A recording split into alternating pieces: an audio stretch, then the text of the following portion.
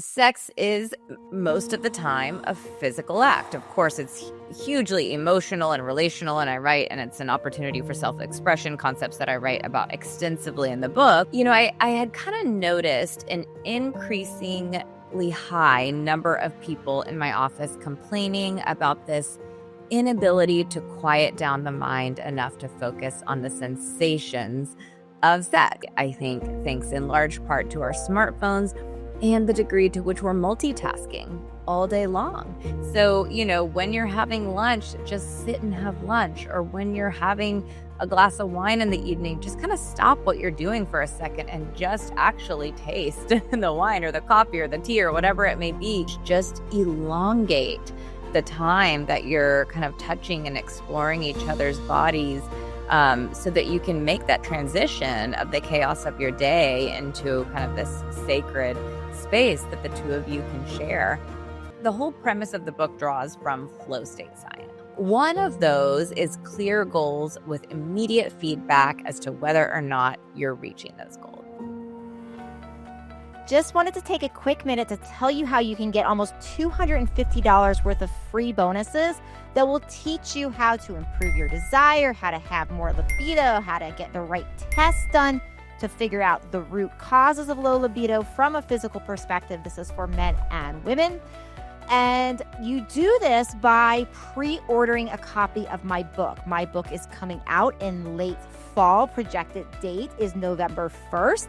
And in my book, we're going to talk about all sorts of physical root causes for low libido, how to help pelvic pain, how to help erectile dysfunction, how to help vaginal dryness, how to do this together in your partnerships, and so much more. And when you pre-order a copy, I am giving you almost $250 worth of bonuses right away for your support. So to get that, you simply go to wanttowantit.com or look in the show notes for that direct link. So wanttowantit.com, the name of my book. Now back to our show. Hi, Libido Lounge members and listeners. It's so good to have you back here for another podcast. I had a really exciting guest today. I have Dr. Emily Jamea. We are going to talk about her book, Anatomy of Desire. So we're going to go deep with this because one of the cool things about having an author on these shows is I get to read these things and formulate all my questions that I have, that I think you might have, and then we get to have a real live chat with Dr. Jamea herself. So that's what we're going to do today. We're going to talk about what really drives desire. We're going to talk about safety and this concept of disembodiment, like when people are just like not present, they're not in their body, they're not experiencing the sensation, what's happening there. One of the questions that I'm going to ask her, which I'm so excited to hear answers to, and I know you will be too, is if you followed me on this show before, most people I interview say, hey, it is a really, really bad idea to have goal-oriented sex. They should not do that. One of the things that Dr. Emily says on page 52 of her book is that this is not what she says. So we're going to get to what's going on, why she says this, and so much more. So welcome to the show, Emily. I'm so happy to be here with you. Thank you so much for having me. I am thrilled to be chatting with you today. Yeah, it's going to be such a fun conversation. Let's get started. So let's talk about this concept of disembodiment. So this is something that I know some of our listeners have heard before. And the way I oftentimes look at disembodiment is, hey, we are not able to feel the sensations in our body, sometimes due to things like trauma, where we just go into this almost like freeze mechanism. But talk to us about just a little bit more about like how you define disembodiment, what it is exactly, and what role does it actually play with desire and intimacy? Why is this so important?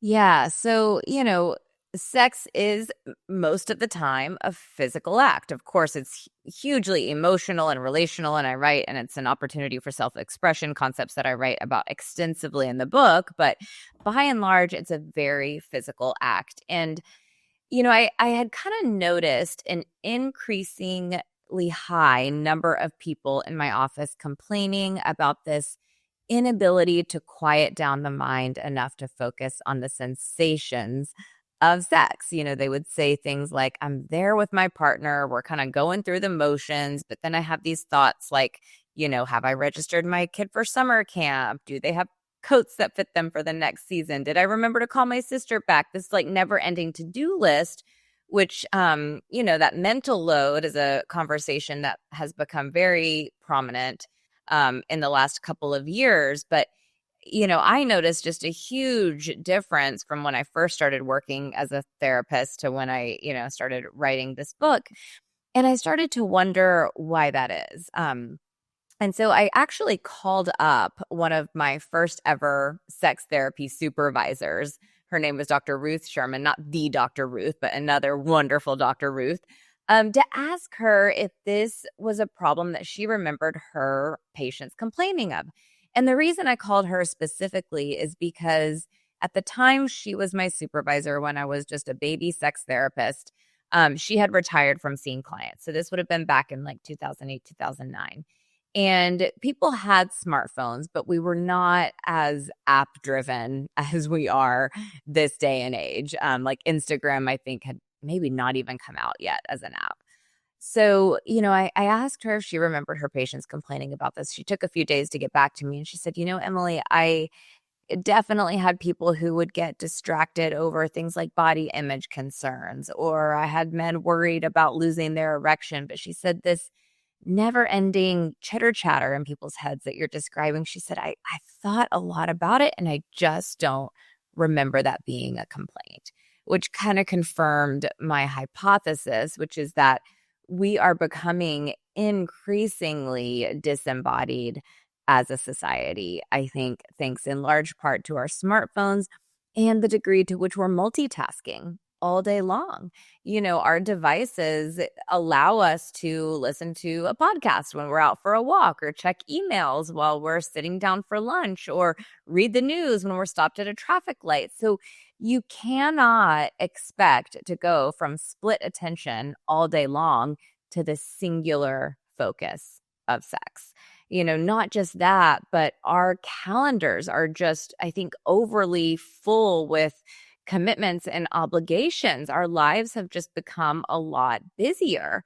And, so I just don't think it's realistic to go from split attention all day long, or two people who are just busy or kind of living like two ships passing in the night, to then, deciding on a moment's notice to reconnect and stay fully present and engaged with the body during sex. And so, this is the focus, I would say, of the sensuality chapter of the book. It's kind of like how to Marie Kondo your sex life and really get back to the basics, but in a really deep and meaningful way. And so, yeah, that's kind of what that's about.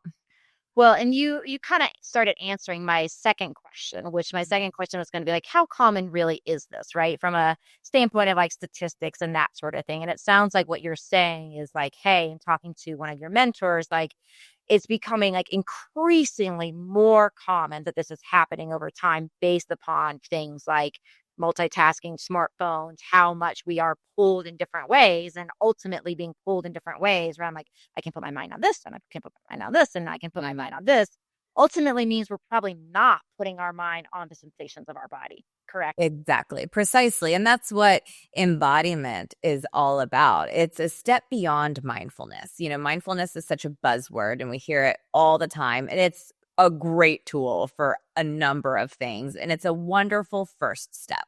Mindfulness is all about noticing the intrusive thought, but then kind of detaching from it emotionally and redirecting your attention back into the body. But that's sort of this kind of back and forth of noticing the thought, coming back into the body, noticing the thought, coming back into the body. People who are truly embodied, especially when they're doing things like enjoying a meal or out for a walk or having a really great sexual experience, don't have those thoughts at all because they are so fully present in the body. I love one thing that embodiment expert Mark Walsh says, which is that mindfulness is kind of like being aware of the body, but embodiment is being aware as the body. So I love it's just a simple change in proposition, but it kind of packs a major punch. I mean, it's a huge shift.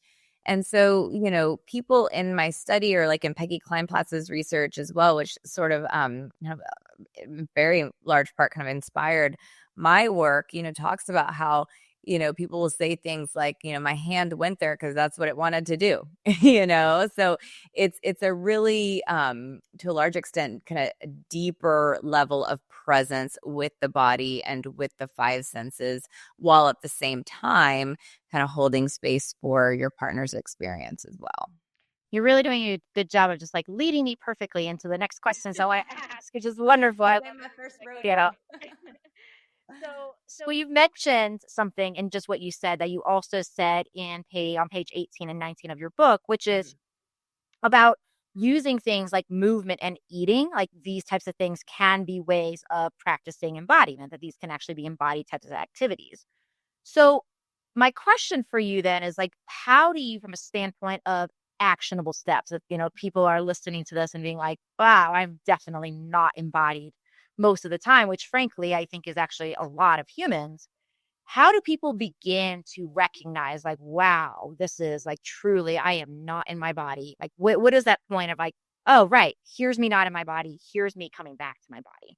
Yeah, I think what I hear most often is phrases like, I just feel like we're going through the motions, and I'm physically present but I'm not emotionally engaged. So, but even that statement, I'm physically present, I would argue against, because if you're not engaged with the body, yes, you may be there, but you're not really present.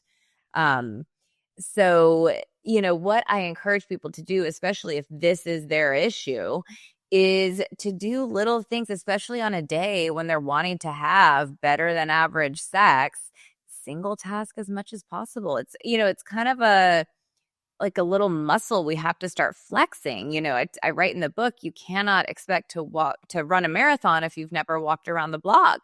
So, when you're having lunch, just sit and have lunch. Or when you're having a glass of wine in the evening, just kind of stop what you're doing for a second and just actually taste the wine or the coffee or the tea or whatever it may be.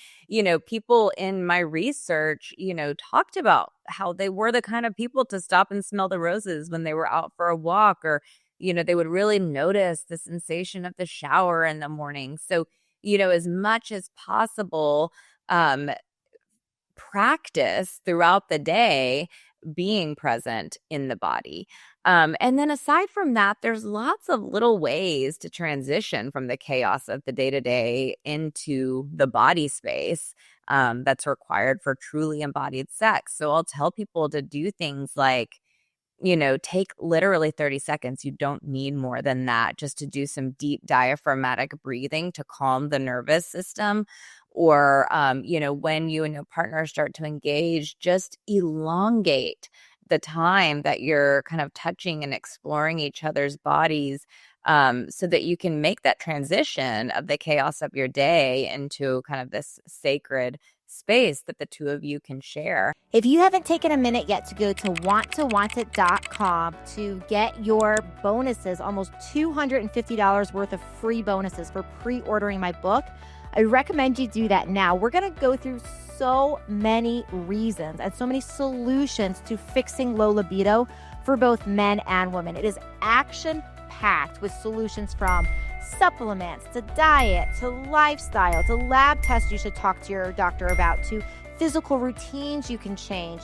So many things designed to help support estrogen and testosterone and circulation and erectile dysfunction, vaginal dryness, so much more. So if you go to wanttowantIt.com, you can find that book for pre-order, and you can also then take advantage of the almost $250 worth of bonuses I am giving away for pre-order that will not be available for long. Now let's get back to our episode. A lot of people rush through sex and oftentimes don't give it the time it needs to get into a focused state. So we know from research, like on focus and attention, that it takes people on average like 12 to 15 minutes to get into a highly focused state. And when that focus is broken by something like a ping on the phone, it can take 25 minutes to regain that focus.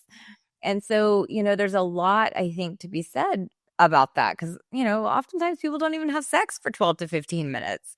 And so if the goal is to work on embodiment and presence and to awaken the five senses, if I had to put everything down in kind of a nugget piece of advice, it would be to slow down, way down, and talk to your partner about that. I was just kind of scrolling on my Instagram the other day, and this sex coach shared a post that I thought was so great. She said, we think of arousal and kind of foreplay as this you're kind of trying to excite someone, like activate the nervous system. But she's like, what if we think about it more as like a grounding experience? And I was like, yes, like that is exactly what I'm talking about here. I personally noticed I needed that a lot more after having kids. I needed to kind of have a more kind of present. I'm like, can you just kind of massage me in like a non-sexual way, for 5-10 minutes so that I can make that transition? And so I think just when we're busy and we're working and we have a million commitments, or especially for people who have young kids at home, these are the kinds of steps you need to take to start to get back in touch with the senses and wake them up again. Yeah, I've seen that so much in my work too, around the massage, the bath, the even co-showering, like, and just like being there and holding each other and just like, just those types of activities. Like, we don't count those things as foreplay, but in some ways, like that's like the most pivotal foreplay around like getting inside one's body, but having those practices to actually do that before we actually go past there, because it's so easy to be just checked out into the day, the task, the things you forgot to do at work without those situations, without that support. Yeah. So then moving on to one of our, teasers for the episode here around, because this I found to be super interesting, what you said on page 52. And you said that 99% of sex therapists say that you should not have goal-oriented sex. And I know, a lot of the way that a lot of the reason for this is that, hey, we don't want to hyper focus on orgasm. And so that's where a lot of this comes from, is like, hey, hyper focus on orgasm sometimes puts the pressure on, and that leads to oftentimes it backfiring. So, you specifically in your book say like, not me, which I just, I love your call out on that. Yeah. But I want to know why. Why not you? Sure. I know. It's a bit heretical. But yes, it's not bad advice per se to not have goal-oriented sex. And of course, the idea is so that you focus on the kind of those moment by moment pleasures, and there's so much to be discovered in the moment and less in the outcome, like the orgasm or having, sustaining the erection or whatever it may be. However, the whole premise of the book draws from flow state science. So just briefly, flow state is a decades-old term coined by American-Hungarian psychologist Mihaly Csikszentmihalyi. It describes the state of mind that we enter when we are so fully engaged, focused, and absorbed in an activity that, time and space kind of disappear. We have experienced a sense of effortlessness. Think of a surfer who's at one with the wave. And when we look at flow state science, we see that there are 8 core components of flow. You don't have to have them all at the same time, but usually you have, a few of them at once, and you can say, yeah, I think I was in a flow state. One of those is clear goals with immediate feedback as to whether or not you're reaching those goals. And it's one of the most predictable ways to get into flow. And I think it's best illustrated by, think of like a musical band, right? They have a goal. They have a song that they are working together to perform. And they know right in the moment, whether someone is off key or makes a misstep with their instrument, that goal maybe isn't being reached optimally. And so they'll readjust so that they as a group can meet their goal. Same with a sports team. They can't stop and talk through every move when they're out there on a field. There's a cohesiveness, a synchrony that we see. And again, when someone makes a misstep, they're then working against the goal of winning the game. So they talk at length about what their goals are. We can look at, the BDSM and kink community. tons of goal setting to create these scenes that they have envisioned playing out in their head, and a lot of conversation around things like boundaries and safe words and that sort of thing. And we know that people in the BDSM community experience flow state more frequently than people who, kind of have more vanilla sex. Not that you have to have BDSM to experience flow, and I write about this in the book, but this idea of being clear about what you're wanting from the experience, I think, is a bit of a reframe that we can pull from occasionally to add a bit more intention to what we're doing. Because when we are intentional about what we want from the experience, we can work together as a team to create the desired experience. And sometimes it may be things like, hey, I want to see if I can have multiple orgasms. Let's play with that today. Or, sometimes it's more meaning making. Like, God, I just want this, when we make love tonight, I want it to feel really romantic and tender and soft. And so everyone shows up with that intention. And when you're intentional about something, you focus on it, and flow follows focus. So anything we can do to help drive focus is going to be more likely to get us into that flow state. Yeah, it's so beautifully said. I see that in my own relationship too, around certain things where it's like, oh, we're going to play with this tantric breathwork practice tonight, for example. Or like when you're talking about like the different feelings, I have different playlists for the type of intimacy that we want that night, whether it's going to be, like way more just like sweets and that sort of thing versus just like way more intense, right? That's going to have a very different type of setting. And so you will even set the stage and be like, oh yeah, this is the playlist to evoke that versus this is the playlist to evoke that. Yes, that's a perfect example. That's exactly what I'm talking about. Beautiful. And then, so talk to us, because you talk about this too in your book on page 247, when you talk about the flow state, you talk about transient hypofrontality. So tell us about that. What is that and how does that influence flow? Yeah, such a wonderful like brain phenomenon that happens when we're in a flow state. And, I like to talk about it in comparison to the honeymoon stage, because everyone is looking back to the honeymoon stage as kind of the place that they're trying to get back to. But nobody in my research cited the honeymoon stage as the best sex. They all talked about sex that happened way later. So that's a huge myth that we have to move away from. And when we're looking at what's happening neurochemically in the brain during the honeymoon stage, of course, we have a ton of dopamine, which is the reward chemical. We've got the oxytocin from all the physical touch, which feels really good. We've got norepinephrine, which kind of makes us feel charged up. But we experience a dip in serotonin.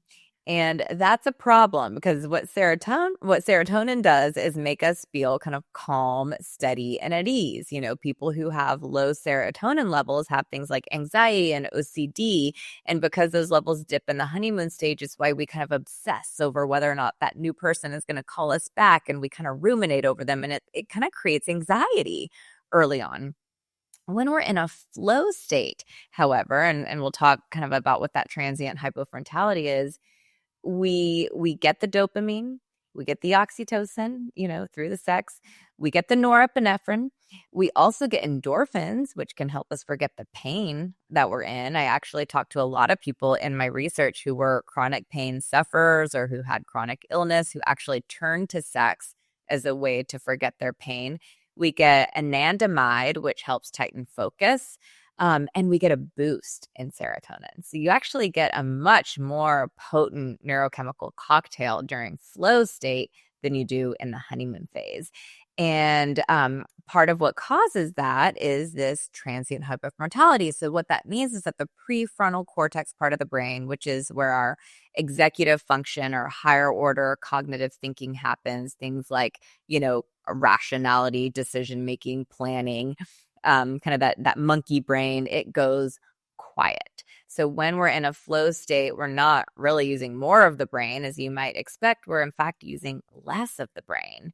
And when that part of the brain goes quiet, because it also kind of houses our personality and sense of self, we're no longer self-conscious.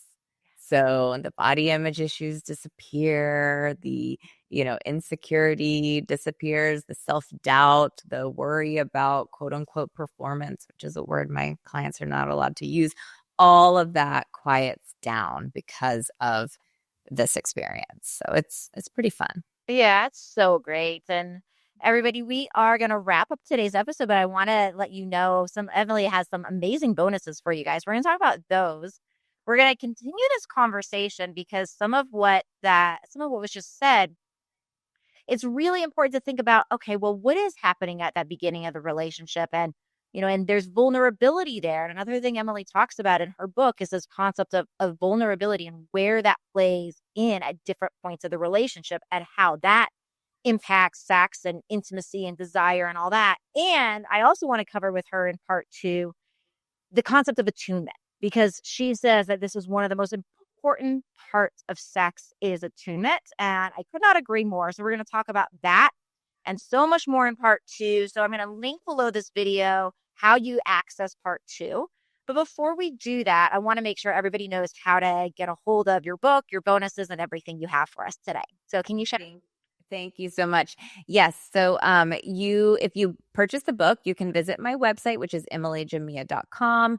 And there's an online form you fill out there and you get access to hundreds of dollars worth of free bonuses with qualified book purchases. So I have things like, access to my master class, the intimacy discussion deck. I have a 30-day intimacy challenge, a pleasure playlist. We were talking about music. So all tons of goodies are there for you to check out. So it's a really good deal.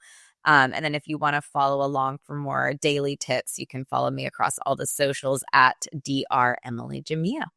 Amazing. Well, thank you so much. And thank you for being here. And everybody, it's been a pleasure as always to have you here with me. Please do subscribe and share this with your friends. We'll see you again soon. Ciao for now. Thank you for listening to the Libido Lounge. Please don't keep me a secret. Please share this with your friends. You can find me on YouTube, on Instagram, as well as how to work with me at mylibidodoctor.com.